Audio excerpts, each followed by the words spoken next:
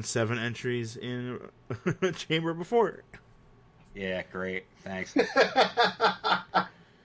All right, so the big news with the Elimination Chamber match for the WWE Championship is that Mustafa Ali's out because he's hurt, and they put in Kofi Kingston. Kofi got a huge showcase on SmackDown with a gauntlet match, and just looked over an hour. Freaking amazing. He pulled the Seth Rollins from that gauntlet match. Kofi looked friggin' amazing here, and the fact that they're suddenly giving him this big push gives me a lot of hope because this has been long overdue. Whoa, long overdue ain't even the word. Remember how hot he was in 09? Holy shit. And 09 was now 10 years ago. Yeah. Yeah. Yep. So, way over. So, there's a lot of rumors that suggest that Kofi could actually be the Eddie Guerrero story here. And I know they've talked about making AJ versus Orton the title match at WrestleMania. That's been on the rumor mill for a while, which made me think Bryan... I had a feeling Bryan was going to lose the title at this pay-per-view anyway. And yes. I had a feeling he was going to lose it to either Orton or AJ. I would actually prefer if he was going to lose it, he'd lose it to Joe, and then we get AJ versus Joe instead of Orton. And then Jeff Hardy's just like, what about me? Well, I don't think... I'm of the opinion that Jeff knows his current place, and he's really not looking to be... He's not looking to be a world champion again. He's in there to be the first one eliminated. Maybe. He's in there to do one spot. Everyone go, ooh, Jeff Hardy.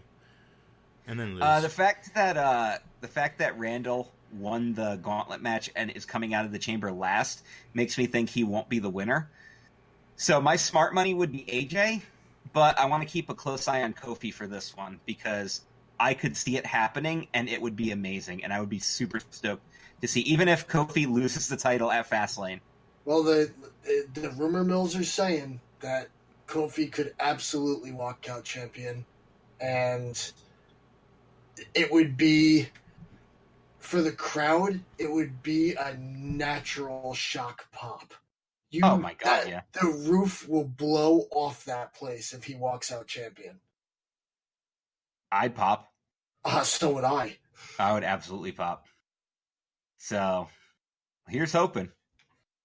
That leads us to what I believe will be the main event, which will be the Women's Tag Team Championship crowning. I think they will save that for last because it's, the big deal and, of course, the women main eventing and everything. And it's not like they're undeserving. No, it's not. Although the rumored winners are not probably the deserving ones. Who, Bayley and Sasha? Nope. Why? Who are they saying is going to win? Nia and Tamina. Well, I'm not surprised. They're trying to capitalize on Nia's natural heat. Team big and bad.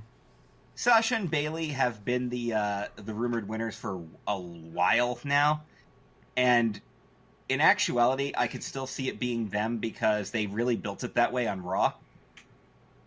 Well, yes, I could see it going that way, but But of course, if I had to choose who I'd want to win, I'd want it to be the most tag team of all the tag teams, which would be the Iconics. Yeah, that's not going to happen. I know. I mean, if I had a choice of these teams, I'd actually like to see. I'd like to see Mandy Rose and Sonya Deville get it. That would be my second choice, given the tag team stasis. But I think they're going to be the first ones eliminated. I kind of hope not, because Mandy Rose was the first one eliminated in the women's chamber last time. And... Well, no. Let me rephrase that. It's going to be Naomi, Carmella, then Mandy Rose, Sonya Deville, then the Riot Squad. Probably Riot Squad, yeah. And then... Iconics. It's going to come down to Nia and Tamina versus Bayley and Sasha. Yep. More than likely. But Peyton Royce is the choice. And Billie Kay is Bay. That's right. So... it'll still be really good. I'm excited for all the girls involved. I wish them all well. And I'm looking forward to seeing how everything turns out. And God help you, Nia, if you hurt somebody. Oh, she gonna. Even in that freaking playpen of a chamber they have now. Yeah. I'll say this. I would be okay with Nia and Tamina winning, even though I really don't want to see Nia holding any more gold, because that way Tamina would finally get some exposure in the company, and I think she's long overdue. But watch Nia hurt Tamina, because that's just one, how often Nia hurts people, and two, how often Tamina gets hurt. And then on March 10th, we have our last pay-per-view before WrestleMania. Dan, what's the name of this event called? I believe it's called Fastlane. And yes, for those of you at home, Dan totally mimed an imaginary steering wheel. Which was, of course, at eye level. Eye level, because that's the only place the steering wheel can be. And you're always rocking it back and forth, right to left. Oh yeah. You're spinning out every time. Oh, so Fastlane Vroom Vroom Vroom is on Mario Day, huh? Yep.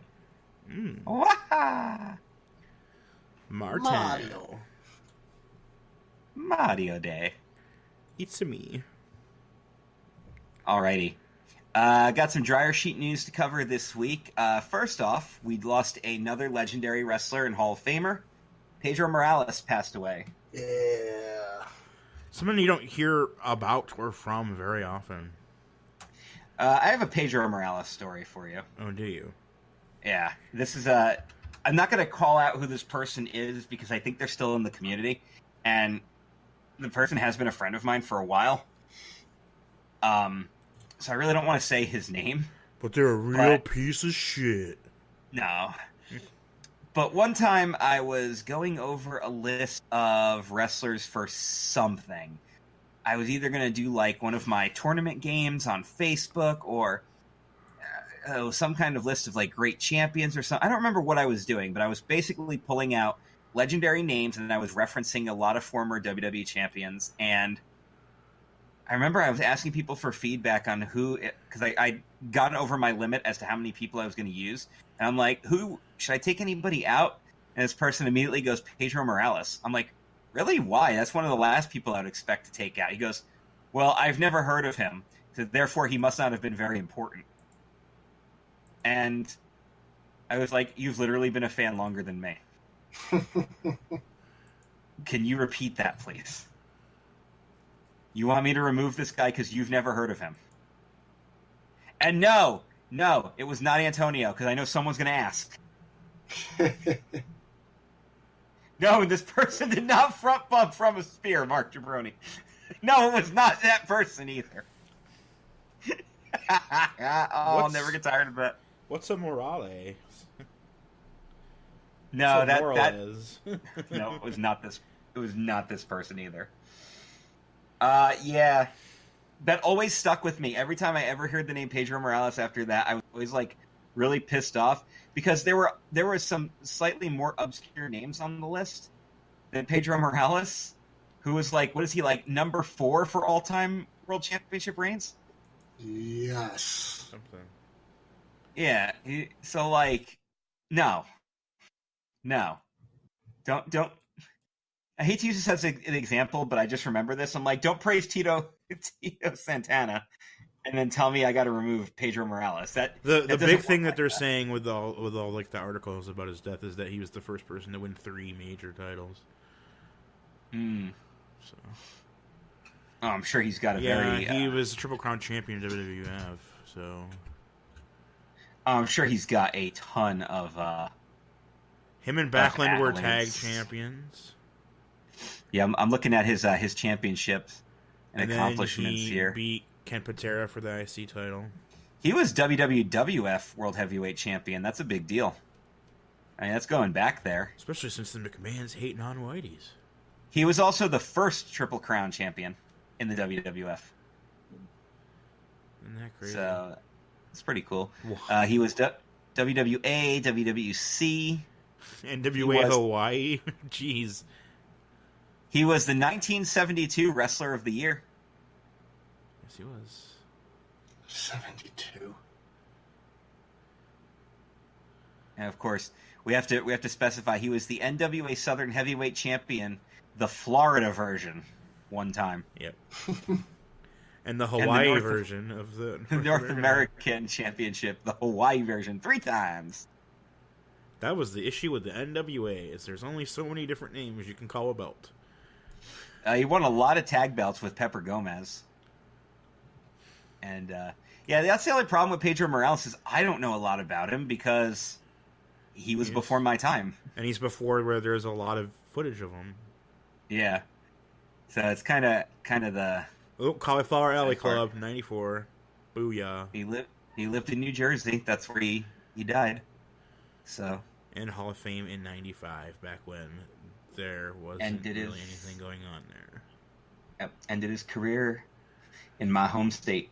So rest in peace, Pedro Morales. What an amazing career. I mean, he retired in 1987, and that's like my first ever exposure to wrestling was like right around that time. So I really wouldn't have seen a lot of Pedro Morales stuff. It's just one of those crappy things. We're too young for Pedro Morales. Unless you go back and watch the old stuff. Well, yeah, obviously, but I mean, you know what I'm saying? Like, in that regard, we're too young for him. Well, his Hall of Fame group.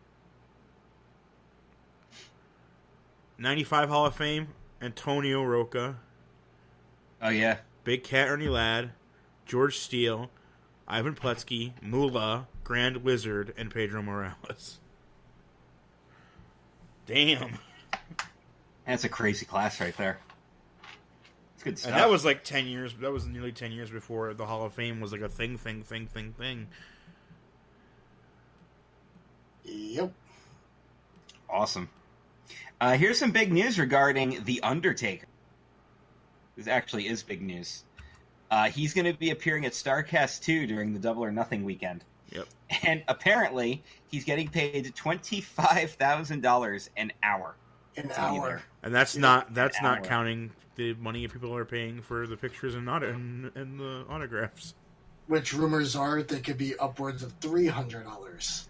For like everything? Yeah. Damn. People pay it though. I mean, you know what though? It seems like an excessive amount of money, and in reality, I probably wouldn't pay that. But given the chance to meet The Undertaker is probably a once-in-a-lifetime thing because he doesn't do a lot of this stuff. There's a Q&A session. There's a Q&A session, a meet and greet, a signing, a photo op. And there's like basically him doing kind of like an inside the ring type, I don't know, hour, 2 hours kind of talk. It's going to be pretty crazy. And for everybody who's like, oh, but it's AEW. Yeah, they have nothing to do with each other. It just kind of happens to coincide on the same weekend. And they've both had the same weekend in the same place. So it's kind of like an unofficial, like an officially unofficial thing.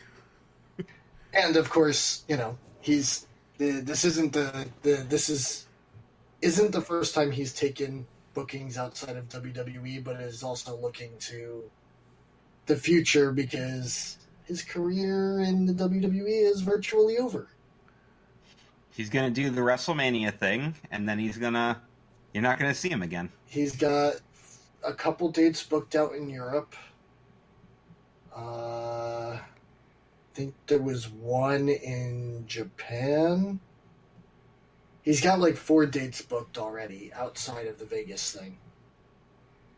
And it's all basically meet and greets and talks and stuff like that. It's not any ring work or nothing like that. Right. But he always could. You never know. He could, but I don't think he's gonna. I think he's that guy. I think the only ring work he'll do would be for WWE. Without a doubt. Yeah. But he's got his retirement is imminent, so it's time for him to do his winding down and to plan for his future.